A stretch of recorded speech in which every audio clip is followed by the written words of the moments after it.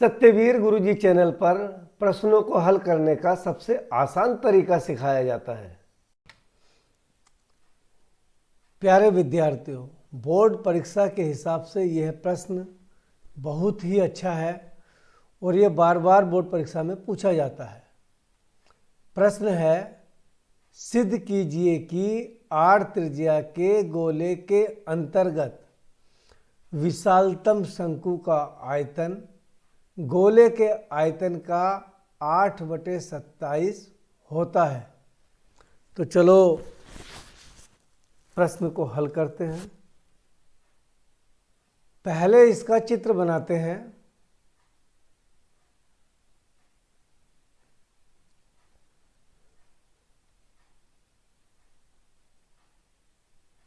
एक गोला है जिसकी त्रिज्या r है। इसके अंतर्गत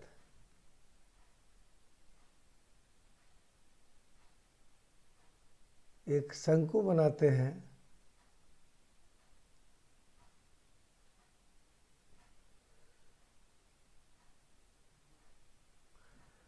इस शंकु है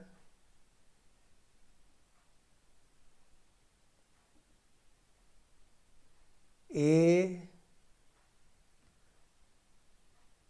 बी और वी, ये वर्टेक्स है, इसकी ऊंचाई है। ये केंद्र है ओ, और केंद्र को यदि ए से मिला दें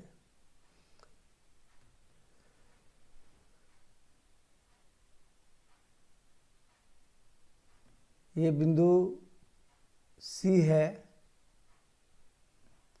यदि हम शंकु की त्रिज्या स्मॉल r माने और OC को x माने, गोले की त्रिज्या बराबर r,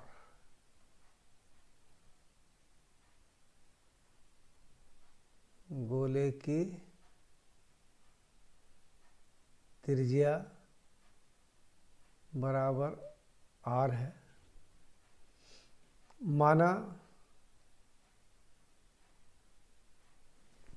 विशालतम शंकु की त्रिज्या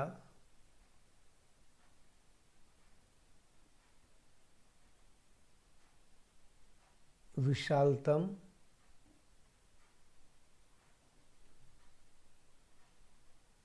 शंकु की त्रिज्या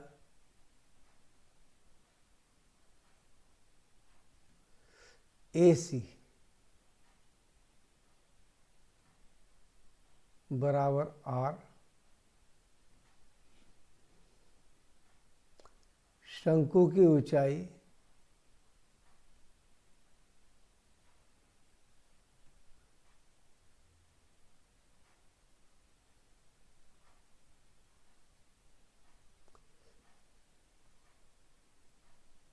h बराबर VO प्लस OC,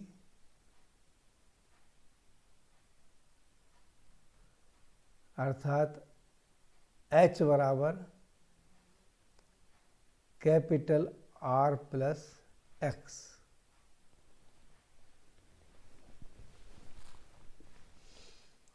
अब त्रिभुज हम AOC में लेंगे। त्रिभुज AOC में इससे हम r का मान प्राप्त करेंगे। कर्ण का वर्ग बराबर होता है आधार का वर्ग प्लस लंब का वर्ग, अर्थात AO स्क्वायर बराबर AC square plus OC square. AO का मान कैपिटल R है। कैपिटल R स्क्वायर बराबर AC का मान स्मॉल r है, जिसे हमने शंकु की त्रिज्या मानी। R स्क्वायर प्लस OC को x मान लिया, x स्क्वायर। या शंकु की त्रिज्या आर स्क्वायर बराबर x square minus x square. अब शंकु के आयतन का सूत्र है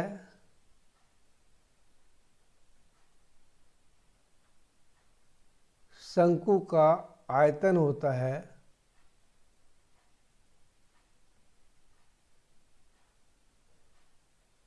v बराबर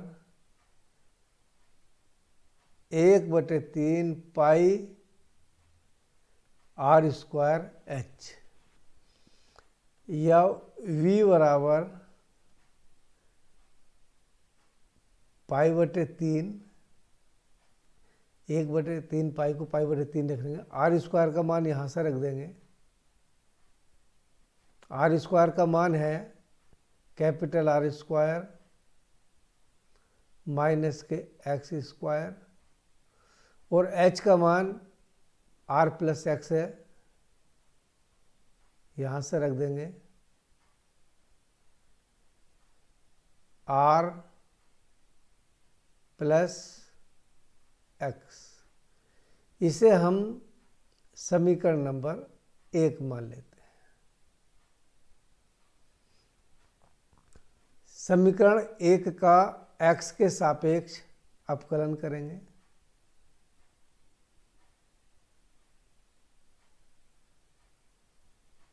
x के सापेक्ष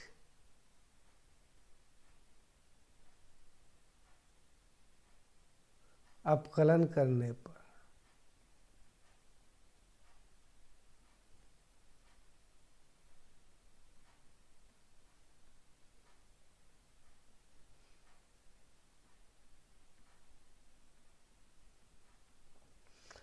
तो dv बटे dx इज इक्वल टू π/3 जो है ये कांस्टेंट है, ऐसी रहेगा। पहला फलन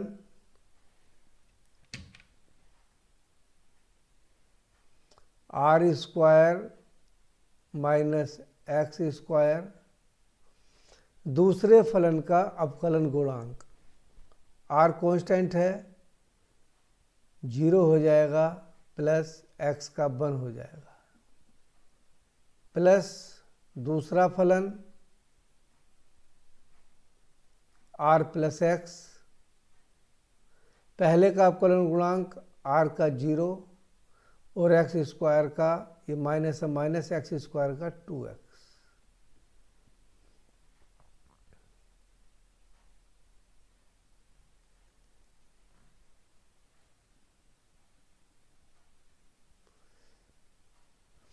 dv बटे dx इज इक्वल टू π/3, ये हुआ r square minus x square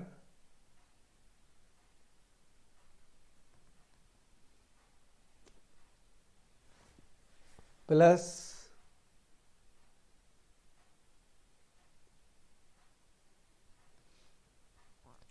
minus के 2x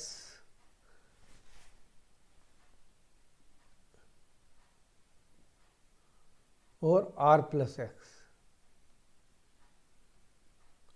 खोल लेंगे ब्रैकेट। dv बटे dx is equal to π/3 r square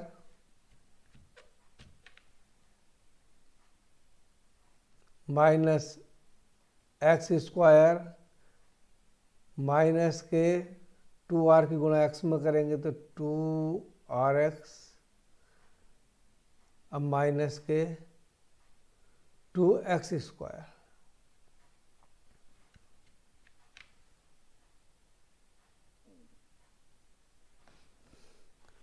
dv बटे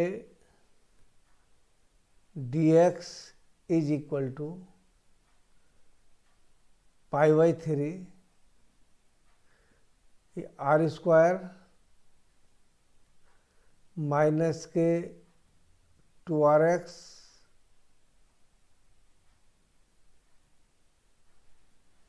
और माइनस के -x स्क्वायर माइनस के 2x स्क्वायर मिलकर हो जाएगा माइनस के 3x square.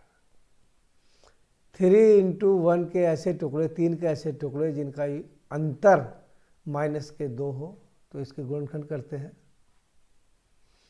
dv/dx is equal to π/3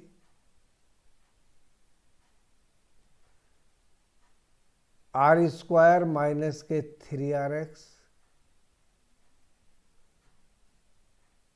plus के rx अब माइनस के 3x square. dv/dx is equal to π/3। इन दोनों में से r कॉमन है तो हमने r कॉमन निकाला, यहाँ बचा r माइनस के 3x। इन दोनों संख्याओं में x कॉमन है तो प्लस का x निकाल दिया, r माइनस के 3x। dv/dx is equal to π/3 r minus 3x r plus x। v के अर्थात शंकु के आयतन के उच्चतम और निम्नतम मान के लिए dv/dx इज इक्वल टू 0 के बराबर रख देंगे। dv/dx को 0 के बराबर रख देंगे। dv/dx is equal to 0 imply that π/3 r minus 3x और r plus x is equal to 0। और हाँ, ये जो dv/dx का मान आया इसे हम समीकरण नंबर 2 मान लेते हैं। इम्प्लाई दैट r माइनस के 3x r plus x is equal to 0 जब r plus x is equal to 0 तो x is equal to minus के r।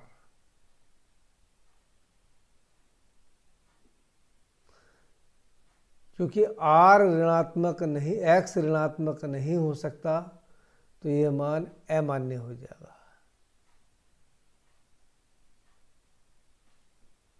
जब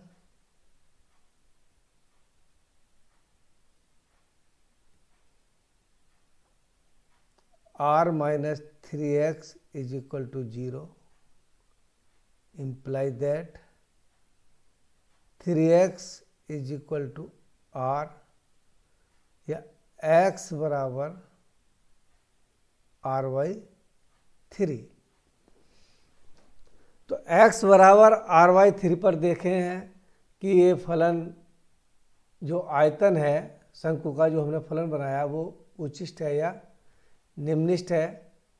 इसके लिए हमें समीकरण नंबर 2 जो है dv/dx इसका पुनः अपकलन करेंगे। समीकरण 2 का पुनः अपकलन करने पर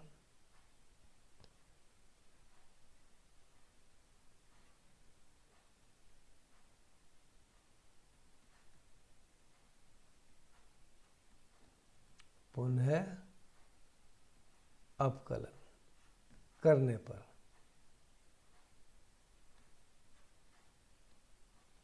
तो d/v upon dx square is equal to π/3 का π/3 रहेगा। पहला फलन आर माइनस 3x, दूसरे का अपकलन गुणांक r का 0 और x का 1 हो जाएगा, तो ये r माइनस 3x ही रह जाएगा, प्लस दूसरा फलन r प्लस x, पहले का अपकलन गुणांक r का 0, अब माइनस 3x का माइनस के 3, d2b बटे dx square is equal to pi by 3 r minus के 3x, माइनस 3 की गुणा r में करेंगे तो माइनस के 3r, माइनस 3 गुणा x में करेंगे तो माइनस के 3x, माइनस 3x सॉरी, तो ये हो जाएगा r में से 3r घटाएंगे d2b बटे dx square is equal to pi by 3, ये r है 3r है, माइनस के 2r, अब माइनस के 6x, तो x बराबर r बाई 3 पर मान देखते हैं, d2v upon dx square x is equal to r by 3 पर पाई बटे 3 माइनस के 2r माइनस के 6 इंटू एक्स के स्थान पर r बाई 3, 3 दूनी 6, imply that pi by 3 minus के 4r, imply that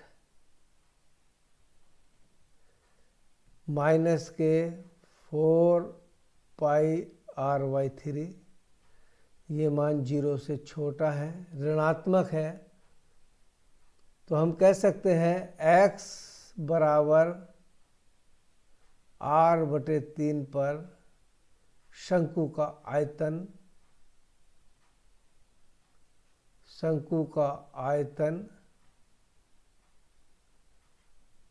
v उच्चतम है।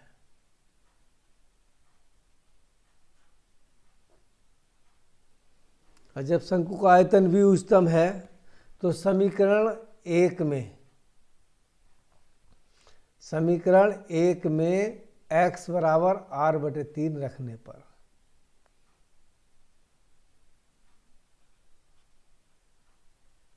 समीकरण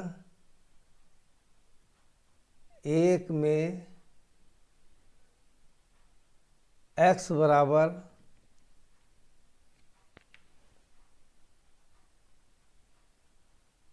r बाई 3 रखने पर, तो v is equal to pi by 3 bracket में r square minus x square के स्थान पर इसका वर्ग कर देंगे तो r का वर्ग r स्क्वायर अपॉन 9, अगला है r प्लस एक्स, r के स्थान पर r रखा प्लस x के स्थान पर r बाई 3 रखा, v is equal to pi by 3 r square में से r स्क्वायर बाई 9 घटाएंगे तो 9 का 9, 9 में से 1 गया 8 r upon 9, r square upon 9 into 3, r by 3 और r को जोड़ेंगे तो 3 plus 1 4r by 3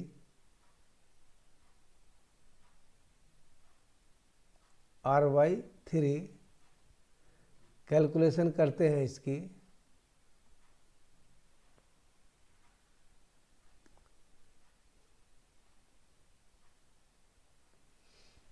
v is equal to r के आर की गुणा करेंगे तो ये पाई इंटू 4 इंटू 8 ऊपर पहले 8 इंटू पाई 8 आ गया, पाई आ गया into 4 into r square into r cube, r की घात 3 आर क्यूब अपॉन 3 9 जा 3 तिया वो 3 नम 27, 3 9 जा 27 इंटू 3। हम इस प्रकार भी लिख सकते हैं, ए इंटू 3 करके लिख दो। v is equal to 8/27 into bracket में लिखेंगे 4 पाई आर क्यूब अपॉन 3। यह v है शंकु का आयतन और ये हो गया गोले का आयतन। v इज इक्वल टू 8/27 और 4 पाई आर क्यूब अपॉन 3 जो है ये गोले का आयतन है जो दिया गया है गोला आर त्रिज्या का इंटू गोले का आयतन।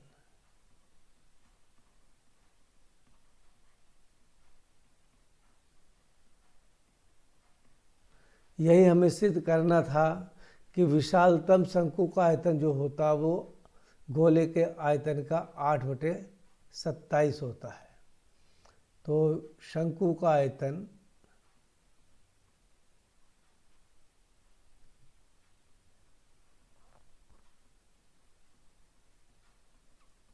बराबर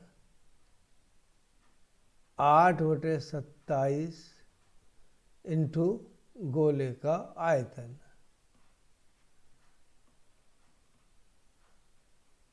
यही हमें सिद्ध करना था, इति सिद्धम। प्यारे विद्यार्थियों, बहुत ही बढ़िया प्रश्न है और इस प्रश्न को बड़े ही इत्मीनान के साथ, पूरे विस्तार के साथ, हर स्टेप को क्लियर करते हुए किया है। आप इसे ध्यान से देखोगे तो आपकी समझ में आ जाएगा। तैयारी कीजिए बोर्ड परीक्षा 2026 के लिए। यदि आपको प्रश्न करने का तरीका पसंद आया हो तो चैनल को सब्सक्राइब करें, बेल आइकन दबाएं और वीडियो को अपने दोस्तों में शेयर करें। धन्यवाद।